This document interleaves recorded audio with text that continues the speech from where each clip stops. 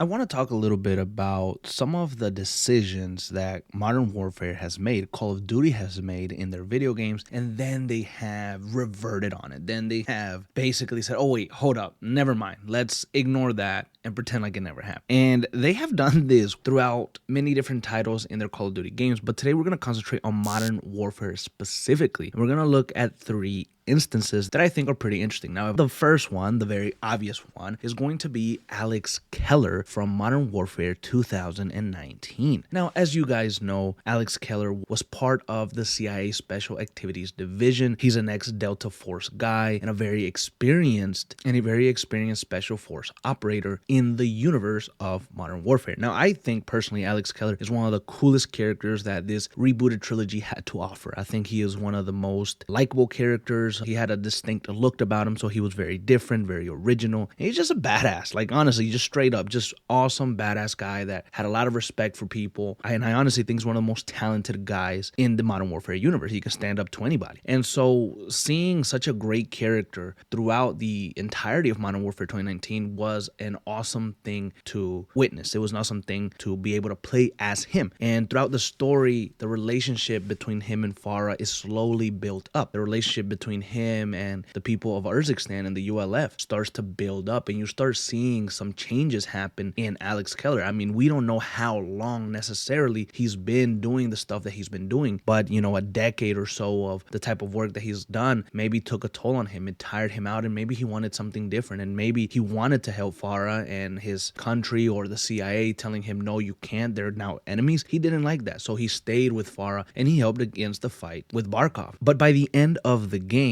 there is a big sacrifice. There's a choice presented to Alex Keller. Does he let Farah Kareem, the leader of the ULF, die trying to detonate this bomb inside of a building and, having someone else take over the ULF? No. Alex Keller said, you know what? The ULF needs to survive. They need to continue forward. You can lead your people out of this difficult time, but you have to be alive to do it. And Alex Keller made the very difficult decision to sacrifice himself, to die for the cause of the ULF, for Farah Kareem, for his friends, and have his life be meaningful, basically. And it was a very tragic ending. It was a very tragic thing. I mean, you're the main player as Alex Keller throughout most of Modern Warfare 2019. You can relate to him. You start feeling like you're him. And seeing him sacrifice himself, go into this building and then the building blow up. It was very emotional, very grounded, very realistic. And it carried a lot of weight. If we're being honest, it carried a lot of weight. It gave Farah Kareem the motivation and the strength to be able to finish off Barkov and try to get her people out of the situation that they were in. But Call of Duty had this great sacrifice. And maybe if they didn't want him to die, they should have never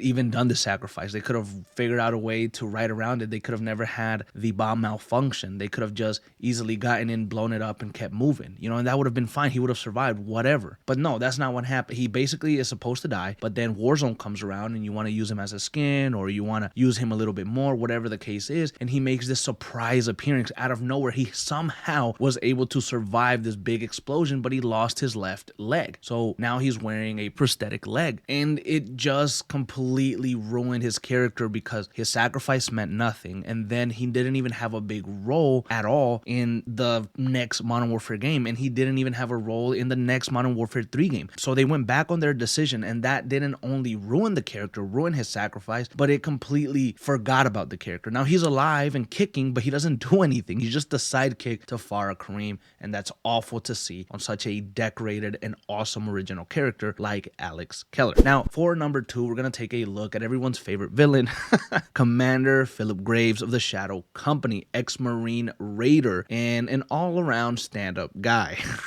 Philip Graves is a character introduced in Modern Warfare 2, and he is he's not part of, he owns the Shadow Company, and he lent out his services, or he was contracted by General Shepard in helping him retrieve these stolen missiles, and he was sent to Mexico to help Task Force 141 1, Ghost and Soap, and the Special Force Unit of Los Vaqueros under the command of Colonel Alejandro Vargas. And Philip Graves is a very interesting character. Obviously, he's a character that we talk a lot about here on the channel, but honestly, if I put Alex Keller and Philip Graves next to each other, I think they are two of my favorite characters, and if I had to choose, hell, some days I might go for Alex, because Alex is just that good. But Graves is an infinitely interesting character, and he acted like an ally during the beginning parts of Modern Warfare 2, and he's very helpful, he's very cool, he has a nice relationship with Soap, very down to earth, very grounded, just very go-getter, like, yeah, I got you, no problem, let's get after it. He was just a cool character, and he showed us a little bit what the PMCs do and how they can, work above the law a little bit and muddy the waters, go into the gray area,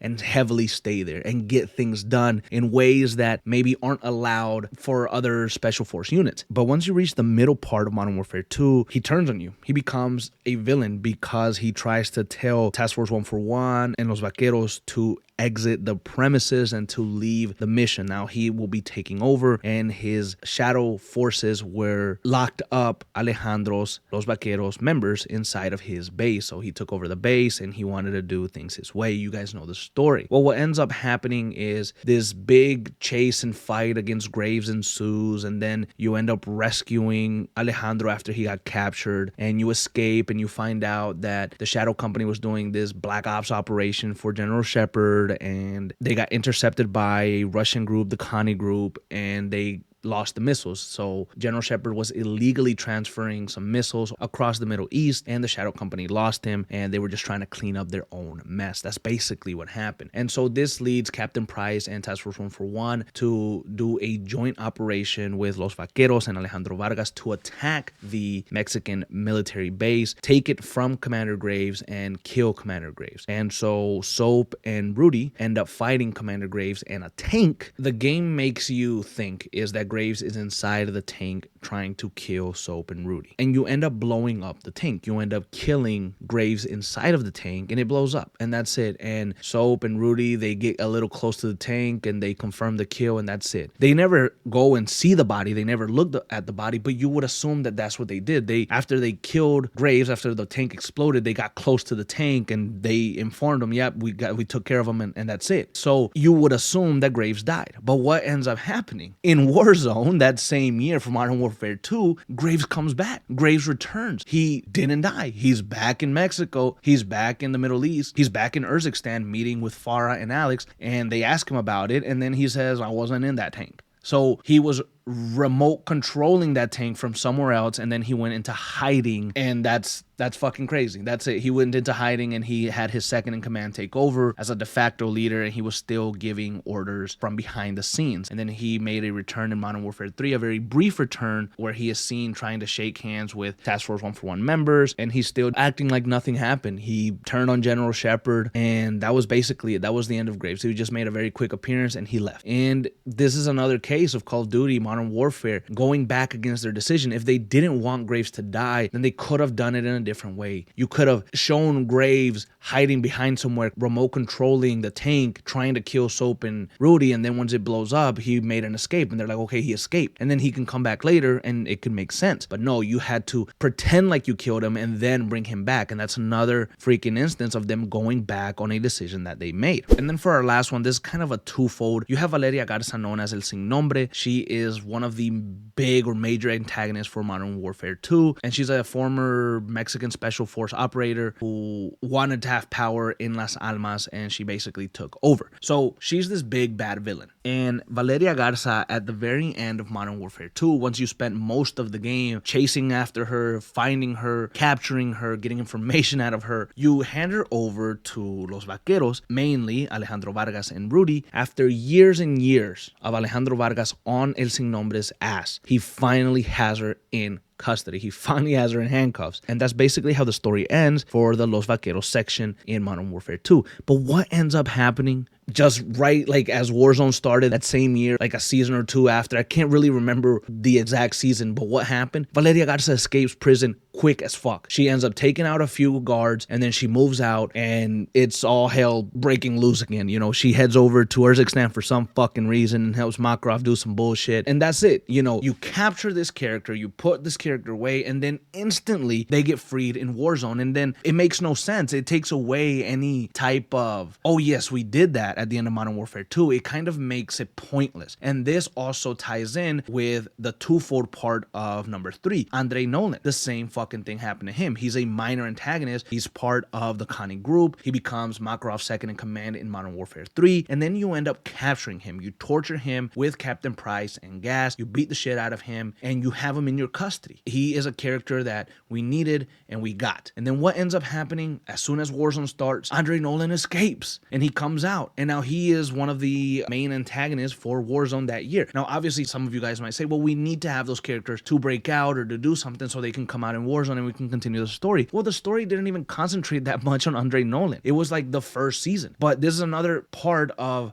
Call of Duty making a decision and then backtracking on it immediately or reversing their decision. What Andre Nolan could have done is he could have stayed in the custody by the time Modern Warfare comes around. Maybe he's a prisoner, Makarov tries to go get him or something like that. You could have been more creative with it. If you wanted Andre Nolan, the Connie Group second in command, to be part of the Warzone story, then during the story of Modern Warfare 3, after you captured him, there could have been a raid to take him out, and then he would have gone into hiding, and then he would have come back out in Warzone, and that's how you could have done it. But having these two characters, Valeria Garza and Andre Nolan, get captured and then get instantly freed by some fucking miracle for Warzone, that's just another way of backtracking and going back on your decisions. So I wanted to look at these 3 instances where Call of Duty Modern Warfare went back on their decisions for characters: Alex Keller, Philip Graves, Valeria Garza, and Andre Nolan. Did I miss anyone? Is there anything that you guys would like to add? Please let me know down in the comments below.